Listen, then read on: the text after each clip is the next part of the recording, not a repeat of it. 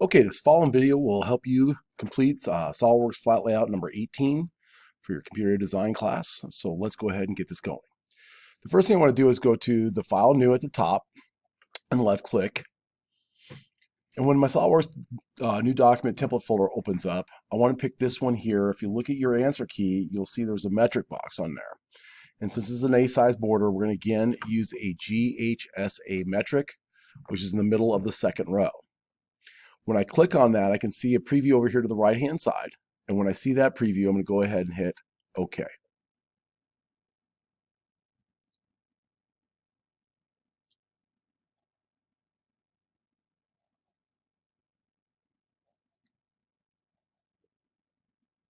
Now, once it loads up, again, as we've talked about in the previous problems, SOLIDWORKS thinks we're going to take a part and put it into this drawing. We have yet to create parts, which will be starting here shortly in another week or so. So at this point, I just want you to go over here to the left to the management toolbar to the left, hit the red X, and then hit your F key to center up the drawing. Now this one really here today is nothing more than lines, a couple circles, and then we will also introduce a new tool called the slot sketch tool. So I'm going to start by going to my sketch toolbar at the top. And I'm going to start by drawing lines. Okay, and in this case, I'm going to try to draw a very rough shape of what this should look like. So I'm going to start here with the bottom line, a little bit to my left. I'll left click and pull a horizontal line across. Left click and pull an angle. And you got to be kind of careful as you're drawing this because SOLIDWORKS is going to kind of start thinking for you. And in a lot of cases, it'll start adding relationships that we don't necessarily need or want. So I'm going to kind of make sure I have nothing popping up as I do this.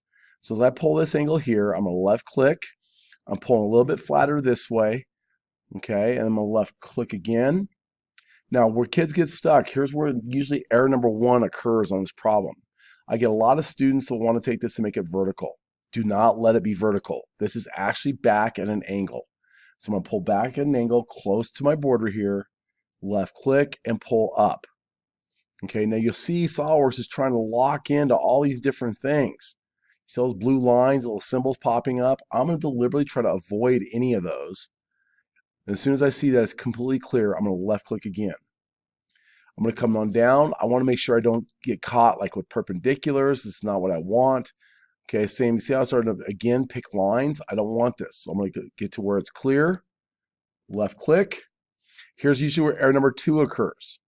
Okay, a lot of students will make this completely vertical, and that is incorrect. You'll notice that it's at a slight angle. So again, I'm going to wait till I see no other symbols. Left click, and then pull back uphill. Now, this one here is actually perpendicular. How do I know that? Because if I look at my answer key that I provided for you, it shows a 90-degree angle there. 90 degrees is perpendicular.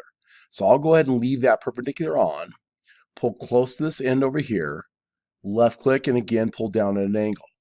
Now, this is usually where the third error occurs. It's right there. I get a lot of kids will make this straight up and down. Again, this is slightly back at an angle. I'm going to left click and finish by closing this back at the beginning point with a left click and an escape to turn off my tool. Okay, now at this point, you could drag this down a little bit more. I'm going to keep mine pretty much right where it's at because I got to put some dimensions and titles down here. So it looks okay for me. I'm just going to left click and leave it right there. Now what I'm going to do is start adding in a bunch of dimensions. Okay, so the first one I want to do is I want to dimension this bottom line. So I come up to the left, smart dimension. I'm going to click on this bottom line, pull down, left click a second time, and type in 94. Okay, don't panic. Things are going to shift. I will move things back around at the end. Okay, now I'm going to go for the way I'm going to do this approach will be do a linear dimension, then an angle, linear dimension, then an angle, linear dimension, then an angle. So I did this linear dimension. Now I'm going to add an angle between this side or that angle line and the horizontal at the bottom. Okay, I'm going to pull up and in, left click again, and we're going to type in 135. Okay, so again, you see it's to start to shift. Don't panic. We're going to get things, we'll move them around as we need to. I'm going to click on this line right here.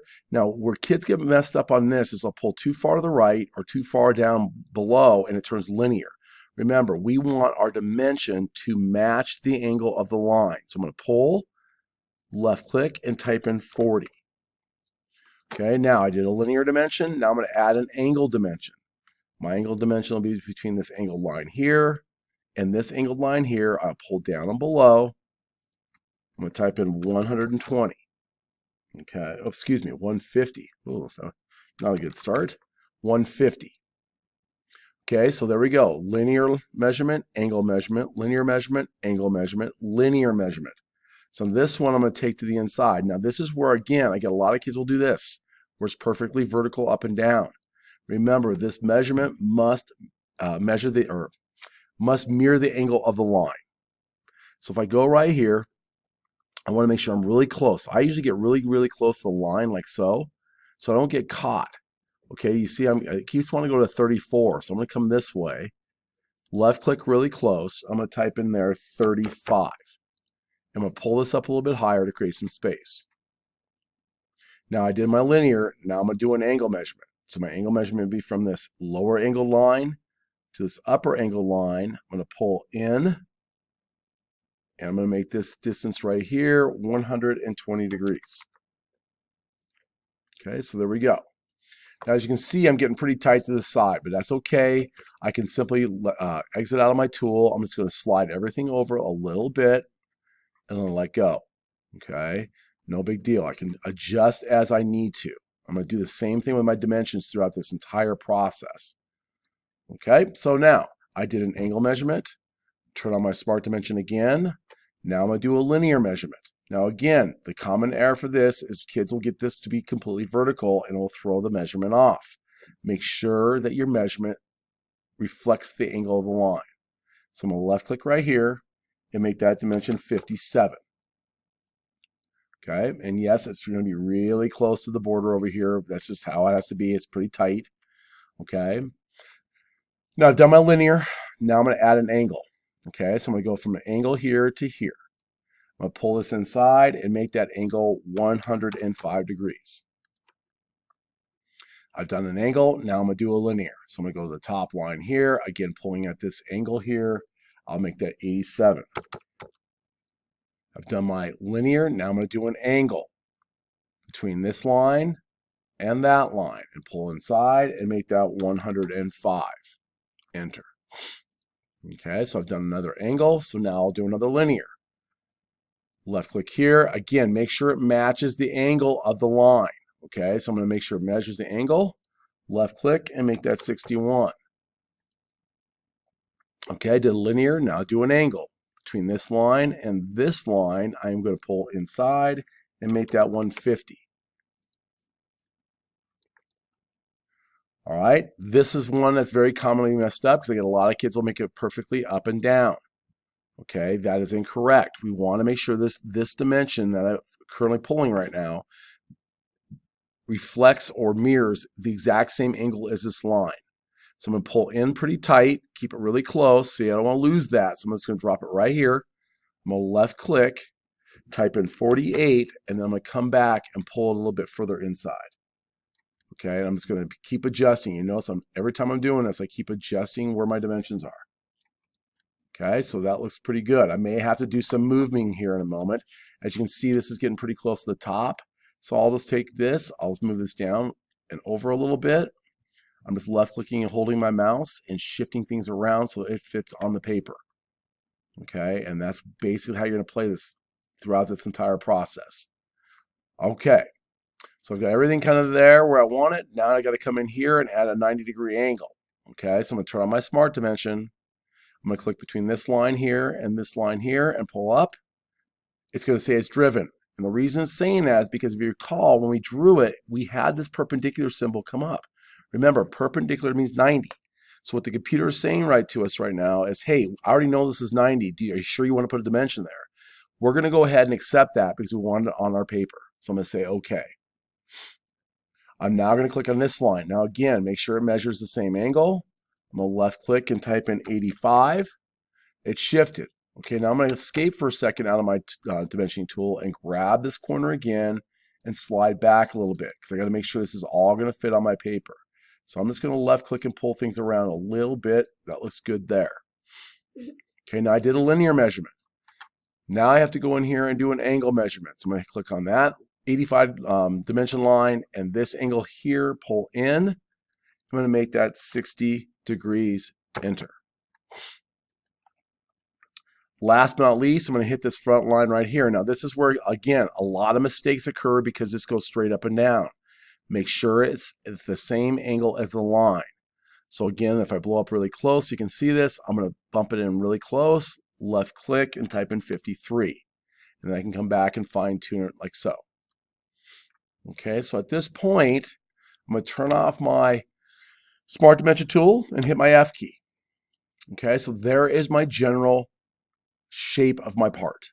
Okay, now at this point, good practice would be to go up to our Save button up here and do a File, Save As, and making sure that we are in our H drive here under our CAD folder.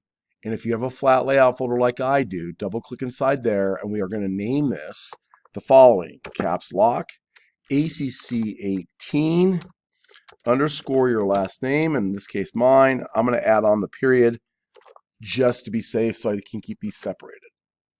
As soon as you've got that, hit save. Okay, now you'll notice at the top of the screen, your saving is right up here. Okay, you can see the title at the top. All right, now looking at your answer key, we have to add a couple circles here. So I'm going to go ahead and turn on my circle tool, and I'm going to draw a couple circles inside, one over here and one over here. Okay, now the key to making this entire thing work is that I've got to take this left-hand circle here. First thing I'm going to do is dimension it. So I'm going to make that one 15. So I'm going to pull up 15. And I'm going to hit this one here and make it 17. Okay, two things I got to do. One, I need to take my control key. I'm going to click on the center point of each circle and add a relationship of horizontal. Okay, so I want to take the left one and the right one and make them horizontal, because you look at your answer key, they're on the same line. Now, hit your green check mark. Now, to make this whole thing work, I need to take this left-hand circle, and I need to take the center point of that circle, hold my control key, and hit this lower left corner of the 94, left click. I need to make these two horizontal. So I'm going to go here, or excuse me, vertical. Don't make them horizontal, make them vertical, please. Okay. Now, with that done, I can add in some key dimensions here. First of all, I need to make sure that the distance between the two circles from this point here to this point here is going to be 73. Okay, so there we go. Now, while I'm here, I'm going to draw in a center line. Okay, I'm actually going to turn on a couple things here. I'm going to draw a center line. So I'm going to drop that down to center line. Okay, so go to line tool, drop the arrow, center line, and I'm going to basically, if we've done before, I'm going to hover on the quadrant. I'm going to slightly pull out so I can see the blue line. Left click and pull across.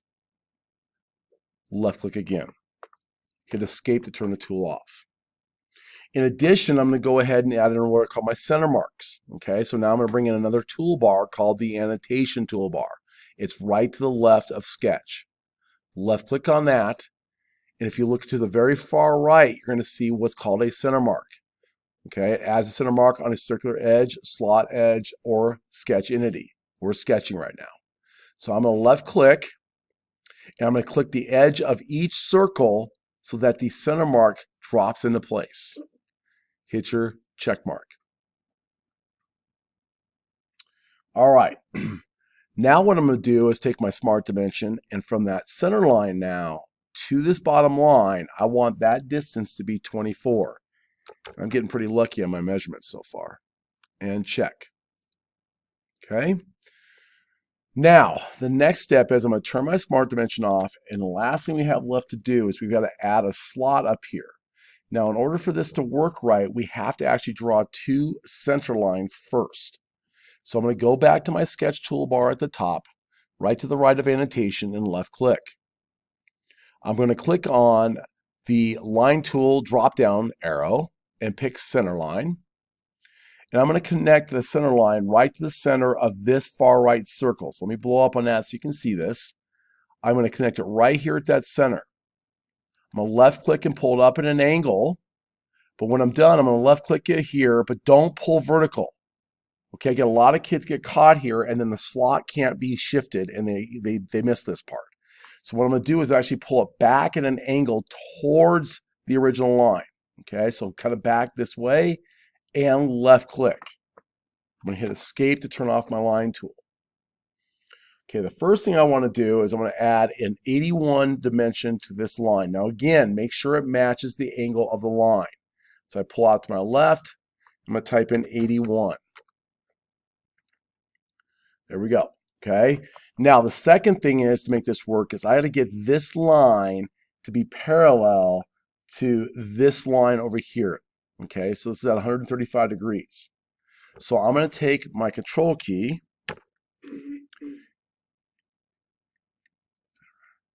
Actually, I take that back. Let me add in my 30-degree angle first because I always forget this part. Okay, I'm going to take between the two lines and go 30 degrees.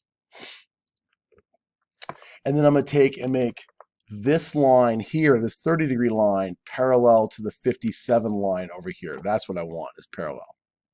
Okay. Move that 30.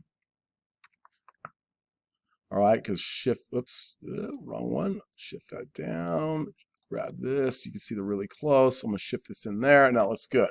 Okay. So now I've got everything set up. The only thing I have to do now is add what's called a slot. Okay, now if you go up to your sketch toolbar and look at your little sketch tools here, if you look right below the rectangle tool, you're going to see a slot tool drop down. Okay, what we're going to use here today is what's called a straight slot. Okay, so if I click down on this and left click, what I can do now is it's a 3-click process for the slot tool. The first click I'm going to do is at the end of this line right here, okay, where that vertex is. That's click number 1. I'm going to come down here and hit the other end of it and do click number 2, and then if you pull left or right, you'll notice the slot will get thicker. So I'm going to pull out here to my right, eyeball it to approximately where it's supposed to be, and left click number 3. Now at this point, my tool is still active, so I'll hit escape to turn it off. Now what we're going to do is start adding in some dimensions. So the first thing I want to do is hit this left-hand side of the slot and the right-hand side of the slot, pull up, and type in 19. Okay, and I'm going to flip the arrowheads to the inside. How do I do that? You'll notice at the back of the arrowhead is a little dot. If you left-click on that, it will flip your arrows to the inside. I'm going to adjust the 30, pull it out a little bit. And then I'm going to turn on and dimension from that center point of the upper arc to the center point of the lower arc. Now this is where it gets tricky. Get it really close because you see it wants to start to twist on me. So I'm going to keep it right with the same angle of the line. I'm going to left click and type in 24. Now I can move this out as I need to. So I'm going to pull that out to here, pull the 81 a little further, and then hit my F key. Okay, so now at this point, I'm going to bring the 30 in a little bit tighter. Okay, the only thing I have left to do is I have to add in center marks for these two arcs. So get out of your smart dimension, turn on your annotation toolbar, which is to the left of sketch, go over to your center mark tool, and I want you to click on both of your center marks.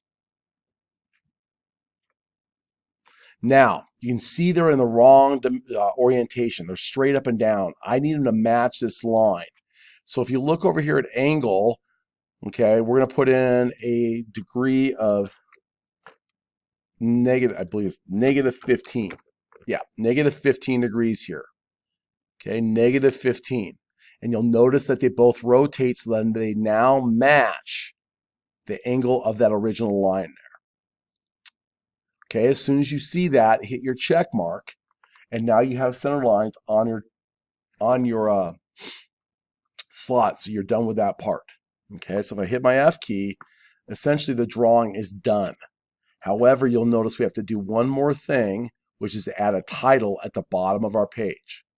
So again, under your annotation toolbar, hit your note tool, put your note under the 94. Now in your formatting box, keep the font as Arial. The font size will go to 12. We're going to go bold, underline, and centered. Caps lock should be on at this point, and you're going to, inside that box now, type the following. SWX, short for SOLIDWORKS, problem number 18, space dash space, shear plate. As soon as you have that typed in, go up here to your left and hit your green check mark. Okay, adjust this wherever you need to by left-clicking and dragging. I think it looks good right there. It looks pretty centered. And then the last thing to do now, besides doing a quick Control S for save, is then to go to our title block and change up our title block. Okay, so what I'm going to do over here is I'm going to go to the title block where it says SOLIDWORKS drawing here. We're going to double click on that. Today we're just going to name this shear plate. So SHEAR space PLATE. Okay, left click away from it, and then I'm going to left click and drag it into its spot. GHS student. Double click. First initial of your first name, first letter mean, then your last name. Click outside of it, adjust as you need to. Today's date will be 9/30/19. Scale will remain 1:1. Period today will be 2A. Obviously, if you're not in period 2A, you're going to put whatever correct period you are in.